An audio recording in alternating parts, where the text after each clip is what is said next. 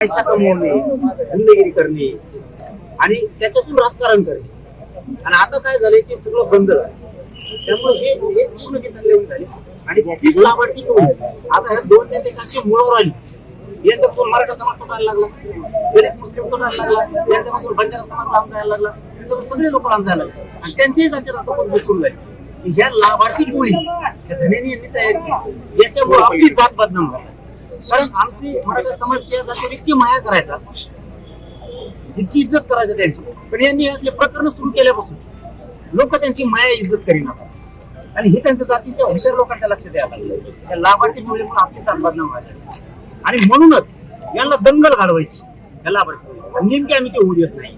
कारण जाती दंगल झाल्यावर काय चांगले गरीब लोक आहेत त्यांच्या त्यांच्या स्वभावावर येणार आहे की लाभार्थी टोळी त्यांच्या जातीला रोखलीच पाहिजे आणि धन्याची वारंवार नाव त्याच्या मुळाशी येतील एखादी.